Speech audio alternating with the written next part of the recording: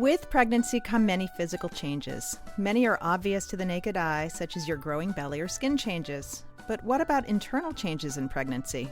I'm Karen Ruby Brown, certified nurse midwife, and today we're discussing cervical changes during pregnancy. This is Preggy Pals. Is that a plus sign?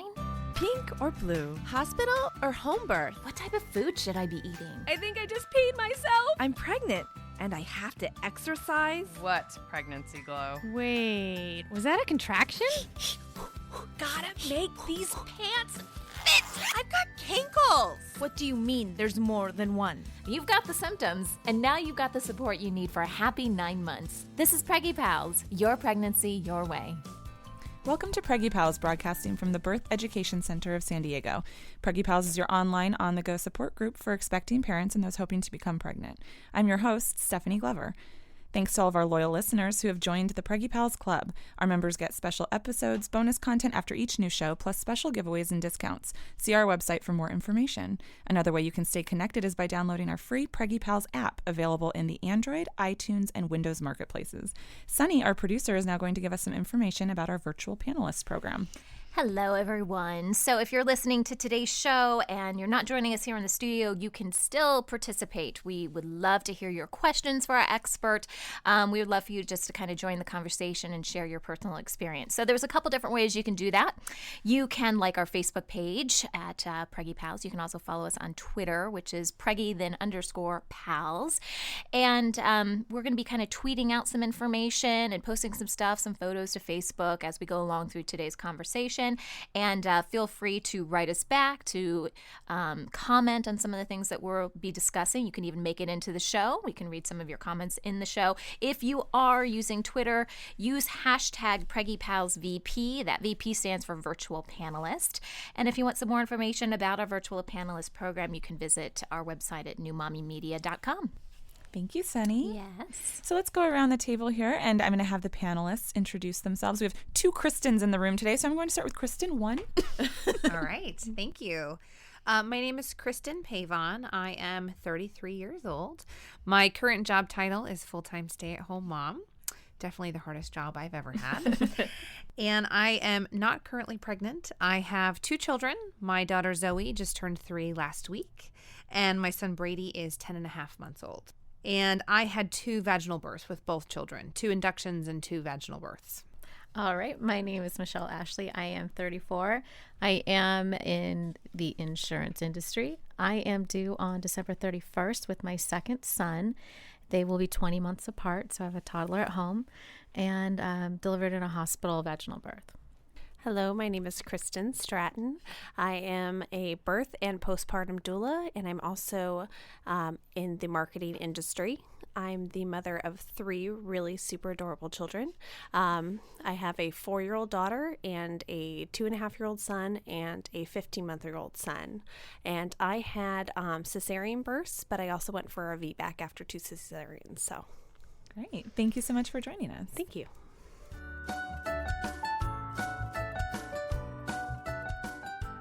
Okay, so before we get started today, we're just going to be discussing an article that was just that we just found online, and it discusses the American College of Obstetrics and Gynecology, which are referred to as ACOG, coming out regarding ultrasounds as means of dating the gestational age of the fetus. And essentially the article is saying that if a pregnant woman has received an early term or like an early pregnancy ultrasound for dating purposes, if she receives an ultrasound later in pregnancy, it really shouldn't be used to change her due date. So they're saying that if you've received an early one, ultrasounds kind of beyond 14 weeks aren't necessarily accurate or appropriate for changing the due date. And I know that Karen, being a midwife, could maybe speak to this a little bit. Sure. The earlier the ultrasound, the more accurate in terms of dating. So a first trimester ultrasound is always going to be more accurate than a second or third trimester ultrasound. In fact, in the third trimester, it can be off by a couple of weeks. And in the first trimester, you're within a few days. Okay. So it's just better practice and commonsensical to use those early ultrasounds. Okay. And did any of the panelists experience a later pregnancy ultrasound and maybe your care provider suggesting a different due date for you by chance? Or did anyone? We just, with number 2, we went in a little bit later than normal. So I thought I was 10 weeks and ended up being past the 11-week mark. Oh, okay. So I was talking to Karen earlier because, having a December baby right on the cusp of the new year, I'm still a little anxious about if he's going to be 2014 or 2015. So that's true. It made, actually, I feel a little bit more confident that definitely we're looking more at a December baby here, hopefully. I hear about this a lot, especially in the online community where anxious moms are always posting about their doctors doing a late trimester ultrasound, and the concern being that baby's too big now and therefore are going to either schedule an induction or a recommended cesarean. So I really think that this is a really good thing that ACOG has come out with, and also it's kind of on the heels of their prevention of the primary cesarean section paper. So I think hand in hand with that, it's not only going to be good advice for moms to have accurate dating and more accurate expectations of when baby's going to arrive, but it's also going to give moms more time to have pregnancy and gestate their baby without the pressures of either having an unnecessary C-section or unnecessary induction. And we know too that those sizing sonograms at the end have such a scale in terms of accuracy to begin with. They can be several pounds off. Yep. So, okay, great. Well, thank you for your input.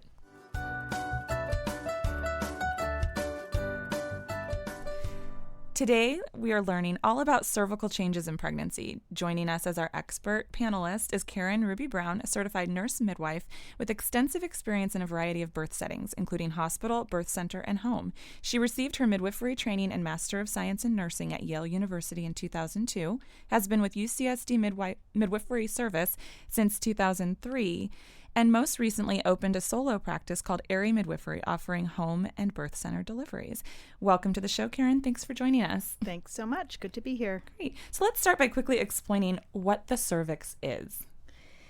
The cervix is actually part of the uterus. It's the part that we can feel with fingers and see with eyes. It's the lower part that opens up and allows the baby to come out. It also allows menstrual blood to come out and allows sperm and semen and other things to go in. And so great. And can you describe a pre-pregnancy cervix? Pre-pregnancy, the cervix is pretty firm. It's pretty firm tissue, and it's generally closed. It can be a little bit open depending on what time of your menstrual cycle it is. So it can be softer, it can be a little open, it can be firm, but generally speaking, it's essentially closed and essentially pretty firm. It also can be in different places in the vaginal vault, so sometimes you have to go looking for it. Okay. And in the beginning of pregnancy, what changes occur to the cervix? In the beginning of pregnancy, it gets full of blood. So the vascularity increases by just, I don't know the number, but a ton. So it gets blue and swollen and softer. And what causes that? The increased vascularity. So the uterus as an organ is saying, okay, we're about to grow a person here. Let's get some blood going. And so the increased vascularity is caused by hormone, the hormonal shift? It's caused by mechanical and hormonal shifts. Great. And then what is the mucus plug and when does it form? The vagina is a mucous membrane. Okay. Right? Just like your mouth and your nose. And so mucus is always being produced by the cervix, and sometimes it's noticeable and sometimes it's not. During ovulation, you'll see mucus During ovulation, you'll see mucus called Spinbarkite, and it's kind of paving the way for the sperm to be able to travel easily up that passageway. And then in pregnancy, the mucus that's formed by the cervix gets kind of hard and forms like a cork, right? And so it's kind of sealing off the entry and exit way because you want what's in there to stay in and you want what's out to stay out. Gotcha. Do women lose the mucus plug throughout pregnancy, or is that generally during labor, or can it depend? Women can have increased mucus during pregnancy, especially towards the end of pregnancy. There can be a lot of excess mucus, and it can be there can be extra discharge coming from the vagina. It can be mucus coming from the cervix. But as you get closer to term and closer to birthing your baby, the cervix, which has had the job description of keeping what's in and what's out, now kind of has a change in MO. And so part of the process of preparing for that change in job description is to let that mucus cork go. So it releases it, and it can release it in one big handful or it can release it in dribs and drabs. So some women don't even notice their mucus plug coming out, and some women are just astounded at what is in their hand when they just simply go and pee. So it can really run the gamut. And then through labor and birth, there's more mucus. So the mucus keeps getting produced. It's not like a all or nothing thing. It's not like the mucus plug is gone now, so there's no more mucus plug. Okay. It keeps producing. It regenerates. Yeah. Now, for the panelists, did you guys experience losing your mucus plug, or what did that kind of mean for you? This is Kristen Stratton. In my first pregnancy, I had my membranes swept, which is a whole different subject, so we won't even go there. But I did notice the loss of my mucus plug shortly thereafter, and it was kind of like an egg yolk consistency, and it happened over the course of about 24 hours. So I was noticing a significant difference, and it definitely caught my attention. But unfortunately, labor did not begin for another 6 days. So that was going to be my next beware. Buyer beware. That does not mean that labor is imminent. Gotcha. It means you're headed in the right direction, but it doesn't mean that you should put your suitcases in your car. Absolutely. Right. This is Kristen Pavon. With each pregnancy, I didn't actually. There was nothing noticeable, no event. I went in for my induction, and then at the end, I had a baby. There's no mucus event that I was aware of. Yeah.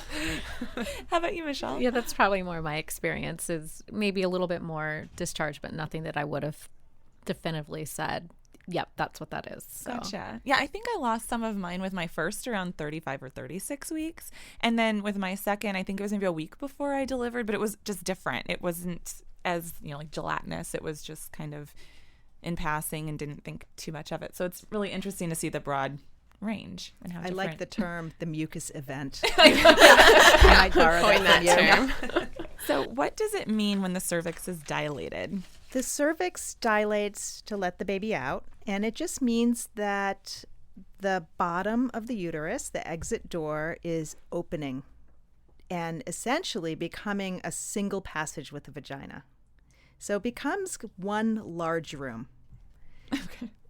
So for baby to fit. For a baby to fit. And, the cervix can start softening and dilating well before labor starts, especially with second or third or 10th time moms, right? When your body's done it before, the cervix can be a little bit softer and can be open even as early as 35, 36 weeks. And it doesn't mean you're going to labor. It just means that you're a little bit open. So there are women, multiparous women, who can be 3-4 centimeters for weeks on end.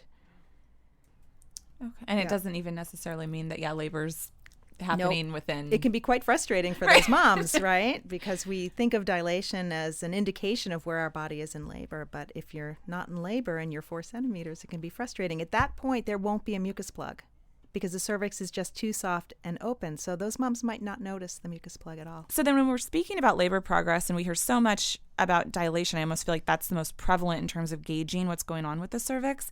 But there are also a lot of other changes that are prepping your cervix for labor. So one of the terms is ripening. So what is cervical ripening? What does that mean? I love all the fruit metaphors. The fruit, are they metaphors or analogies? The size of the uterus is a lemon and then an orange and then a grapefruit. Right.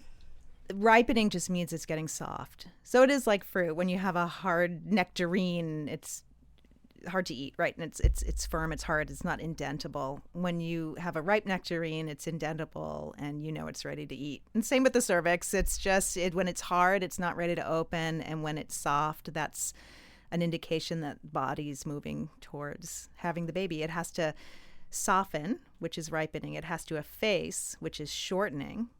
And it has to dilate, which is opening. And all of those things need to happen. First-time moms, it happens usually sequentially, right? It'll get softer, and then it'll get shorter, and then it'll get more open. And with second, third, 10th time moms, it's kind of a big free-for-all. It just all happens at once. Surprise! A lot of the time, yep. And I've heard something about, is it like feeling the tip of your nose versus your lip, or was it something like that in terms of what the cervix feels like? Yeah, do you guys know that? So an unripe cervix is like your nose, a ripe cervix is like your lips, and a really ripe cervix is like the inside of your mouth. And when I was learning to do cervical exams, I was told to feel for the shaving cream in the whipped cream. Like that's the kind of textural difference you're looking for. That's how soft a cervix can be. It can be really hard to, when you're first learning, to identify a ripe, ready-to-go cervix. Very subtle texture changes. Great. Well, when we come back, we'll discuss cervical changes in relation to labor. We'll be right back. Welcome back. Today we're discussing cervical changes in pregnancy and labor. Karen Ruby Brown, certified nurse midwife, is our expert. What is posterior cervix versus an anterior cervix? If you imagine the uterus is just kind of hanging out in, okay, let's try this. Imagine a balloon in a paper bag, right? And the paper bag has some air in it, so it's rectangle. It's not a squished paper bag. And then the balloon is kind of hanging out in there. The balloon can kind of flop towards the back or flop towards the front or go straight up and down depending on kind of how big it is, how much air is in it. And if you imagine the little air hole of the balloon, depending on how that balloon is facing in the paper bag, imagine that little, the where you blow the air into it is the cervix. That can be towards the front of the paper bag or towards the back of the paper bag or towards one of the sides. Okay. Does that work for people? Yeah. I just completely made that up as we were doing this. So what that means is that, keeping that image in mind, when a clinician goes in to do a cervical check, they might have to reach really far back to feel the cervix, or the cervix might be under the pubic bone, so really far in front. It can be off to one of the sides, or it can be right in the middle. And what happens in labor is that as the cervix is dilating, as the muscles of the uterus are pulling up on the lower uterine segment and pulling that cervix open, and as the head is pressing against the cervix, it's all going to kind of line up, so it's in line with the vagina. So we talk about posterior cervixes as not quite in labor cervixes. And we talk about anterior cervixes as, I should say cervices is probably the more correct term, as kind of ready to let the baby come out because it's forming one big room, right? The vagina and the uterus. It's all that sliding door, right? If you think of the cervix as the sliding door, it's gone. Okay. And are there ways other than, you mentioned the internal exam using your hands or your fingers to determine the state of the cervix, are there other ways to be able to, notice the cervical changes? Can you tell in an ultrasound? Are there other physical symptoms that would lead you to believe that the cervix is changing? Yeah, ultrasound is used for preterm labor checks. So if someone is having some signs of preterm labor, an ultrasound might be done to look at the length of the cervix because it's nice and long. Earlier in the pregnancy, it can be up to 5 or even more centimeters long. And then as you're getting closer to labor, it gets to about 2.5 centimeters long, and then shorter and shorter and shorter until it's not long at all. So there are ways to tell what the cervix is doing. So talking specifically about labor progress, behavioral cues can help to identify what part of labor someone is in. And I've also heard, and as a doula, I'm sure you can speak to this, about the purple line. Yes. Can you explain that to us? The purple line of dilation. Yes. When women are laboring, they're generally unclothed, right? Women don't like clothes on during labor. And so we have great opportunity to observe the area of the tailbone and the rectum and the perineum. And what happens, and you can notice it more in fairer-skinned women, there is a line that you can see extending from the rectum up around the tailbone and the coccyx. And the longer that line is, the greater the dilation. And how does that line form? Is it from pressure of the baby, or? I mean, my guess is that it's simple as the baby's head is so low that it's pushing on that curve of the tailbone and the sacrum and the coccyx, and that's putting pressure on that skin, because we basically have a seam that runs through the center of our bodies all the way around. Right? The linea nigra forms along that seam. And some people, you can really see that seam. You can see it on the perineum. So I think it's that tissue just getting stretched, and the lower the baby and the fewer layers of tissue in between the baby's head and the outside skin, the more you're going to just see outside visual changes. So interesting. I've never used it to actually quote unquote diagnose dilation, right? Or stage of labor, but it is a really interesting thing. And there's this very interesting thing that I have tried in labor where there's a texture change in the lower abdomen, that you can actually feel the juncture of the lower uterine segment and the fundus, the body of the uterus, and if you can kind of get in tune with your fingers, the number of centimeters up from the pubic bone supposedly correlates with dilation. But I haven't done a scientific experiment. It's just one of those cool little things that we can play with in labor. Well, and it's so common. I mean, I know that there's a bit of controversy even with a lot of cervical checks during labor. So what are the reasons that you might want to have fewer cervical checks? Risk of infection. So risk of infection, especially if the water bag is broken, you don't have that protective layer surrounding the baby and protecting the baby. So the more checks you do, the more bacteria, even with sterile gloves, you're dragging bacteria in, the more bacteria you're dragging in, and you can increase that risk. The other thing is, who likes cervical checks? They're not something that, women do ask for them because they want to know where they are. They need to wrap their mind around where they are, but they're not generally very enjoyable for women in labor. You're They're so uncomfortable. Sensitive too, and you feel everything. Yeah. And even just having to lie still, having to lie on your back. So those are just basic reasons. And I would say too, even like you said, I think sometimes women, if we want to control a situation, and so we want to kind of know what are those markers, where am I in this process? But then if you've heard, well, you're still at a certain dilation, that can be really disheartening. And so did anyone here have experience with feeling like they were maybe stalled, if you've heard that term before? I definitely was. I mean, with both inductions, when I went in, I was about 3 centimeters dilated, and did an entire round of Pitocin, was on the max dose, and hadn't changed at all, and wasn't feeling any pain. My water had not broken yet at that point. So it was frustrating because they did check me periodically. It was over the course of about 12 hours. And, you're in a bed hooked up to everything. And, they kept saying nothing's changing. And then my doctor came in and broke my water. And then at that point, things progressed pretty quickly. But yeah, it was about 12 hours with each child, actually. Yeah, and that's 12 hours get in your head, like, well, what's next? Or, why isn't this working? Or how about either of you ladies? Well, in my own experience as a laboring mom, having been at 1 centimeter for 21 hours, I definitely know that frustration.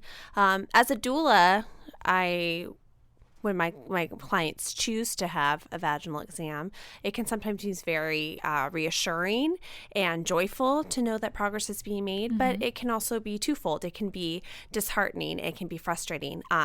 But sometimes it does give us good information. Sometimes it gives us information that maybe baby's not engaged in cervix, or maybe mom's having some fear or some sort of emotional response that is not allowing her to relax and just let her body do what it needs to do.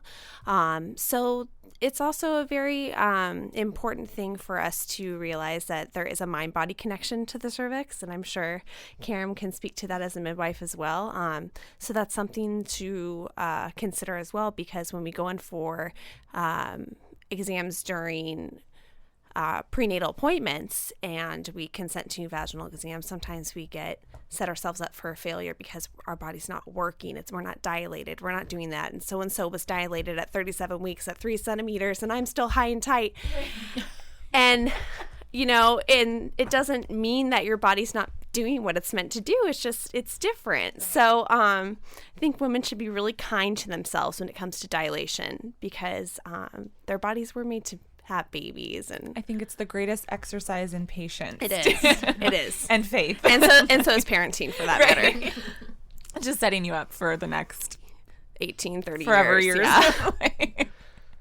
And then I know we had a separate episode on cervical scar tissue, and I know that can actually prevent some dilation at certain points in pregnancy. Karen, can you speak to that at all? Or what are some ways to work around cervical scar tissue? Briefly.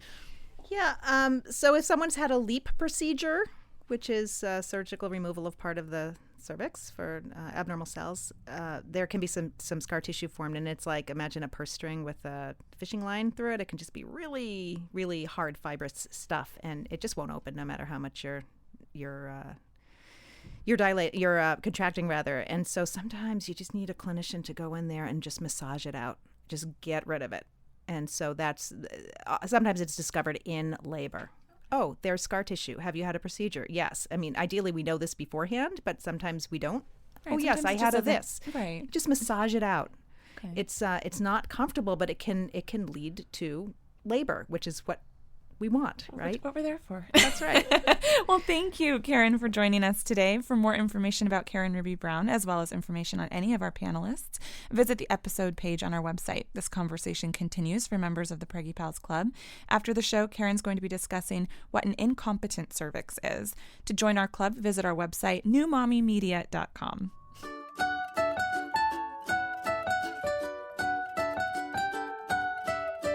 Hey, Preggy Pals, before we wrap up today's show, we have an important message to pass along, and it's a message about giving. Here in the U.S., most of us are blessed to have many amenities at our disposal, including basics such as water and sanitation services. But there are countries around the world who aren't as fortunate. Joining us today on the phone is Serena Probasi. She's the CEO of WaterAid America. Thanks so much for being with us today. Thank you for having me. So not having safe water is a crisis situation in many countries. And we have heard this before. We do hear about other countries where they don't have enough water or various resources. But what I really like about your organization is it seems to focus more on mothers and their children and families in general. So can you tell us a little bit more about that problem and how it impacts families in other countries? Sure. Lack of water sanitation affects everybody, but women and children really pay a much higher price for carry the burden of not having this. Women are responsible in most countries for collecting water, often in very dangerous conditions, walking long distances, miles upon miles, on a daily basis, just to collect enough water that their families use in a day. So it's a daily struggle and drudgery and takes a lot of time. Kids as well. Kids suffer disproportionately from water-related diseases, and the numbers are really horrifying. 500,000 children die every year from diarrhea that is completely preventable and is caused by unsafe water and poor sanitation. Particularly also for girls, school children as well as girls. Just like women are responsible for collecting water in many countries, often that starts quite young when they're girls. And in schools as well, schools that don't have water and safe toilets and the basics, you can't expect children to stay in school and really be learning when they're sick from the unsafe water, or when they are in school and they're thirsty, they don't have water to drink. So it touches upon the lives of infants, children, women, mothers, particularly. Tell us a little bit more about WaterAid America and what you guys are doing to help with this situation. Sure. WaterAid focuses on providing safe water, sanitation, including safe toilets, which is something that a lot of people don't think about, but is a very basic human need. And hygiene practices, something as basic as hand washing with soap, can really save lives. And WaterAid does this in an integrated way, combining water, sanitation, and hygiene for the best impact on people's lives and the best outcomes. So girls can stay in school, that women can free up hours of time that they could start a business or do farming or do something else rather than spending hours and hours collecting water. So we work with local governments, we work with communities, we work with private sector and businesses to make a change that is much bigger than our organization. At the same time, our direct work has reached millions of people.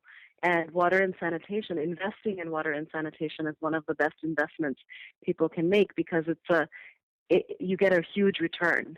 So for investing in something as basic as water and sanitation, you get a return in the benefits of education, the benefits of health, the benefits of economic benefits of people starting small businesses. So the benefits are really, really multiple. There are studies and there's evidence that shows that every dollar you invest in water and sanitation has returns, economic returns, many times. So for sanitation, it's something like $7 for return for every dollar you invest. So these are very good investments to make. Absolutely. If you think about giving as an investment. Yeah, absolutely. Well, and you mentioned giving. So today is Giving Tuesday. And for those of you who don't know what Giving Tuesday is, it's a time during the holiday season that's dedicated to giving back. And today, you guys are actually matching donations today? We're very lucky. We have some special donors who are matching up to $150,000. So every dollar that we receive today on Giving Tuesday is doubled. That is awesome. So how can we help out the other 364 days of the year? If people are listening to this and it's not Giving Tuesday and they still want to help, how can they do that? Well, the first thing to do is to visit our website, wateraid.org. There are a lot of resources, information. There's a very easy donate link. We always like that. It's the donations that really keep us going, that allow us to support communities all over the world. But there are also other ways to get involved. You can volunteer, you can help us spread the message about water and sanitation. And really the website is the first place to start, wateraid.org. All right. Well, Serena, thanks so much for being with us today and for helping to make our world a better place. We appreciate it. Thank you very much. Thank you for having me. That wraps up our show for today. We appreciate you listening to Preggy Pals. Don't forget to check out our sister shows, Parent Savers for parents with newborns, infants, and toddlers, Twin Talks for parents of multiples, and our show, The Boob Group, for moms who breastfeed their babies. This is Preggy Pals, your pregnancy your way. This has been a New Mommy Media production. The information and material contained in this episode are presented for educational purposes only. Statements and opinions expressed in this episode are not necessarily those of New Mommy Media and should not be considered facts. While such information and materials are believed to be accurate, it is not intended to replace or substitute for professional medical advice or care, and should not be used for diagnosing or treating healthcare problem or disease or prescribing any medication. If you have questions or concerns regarding your physical or mental health or the health of your baby, please seek assistance from a qualified healthcare provider. New Mommy Media is expanding our lineup of shows for new and expecting parents. If you have an idea for a new series, or if you're a business or organization interested in joining our network of shows through a co-branded podcast, visit newmommymedia.com. Hey mamas, don't forget to check out Mighty Moms. It's our online community built for new moms just like you. Not only can you connect with other moms, but you can also join us backstage for special mom-only online events. And you'll also be notified when we're recording so you can join us as a special guest. Visit our website, newmommymedia.com, and click on the Mighty Moms banner. It's free. That's newmommymedia.com. See you there.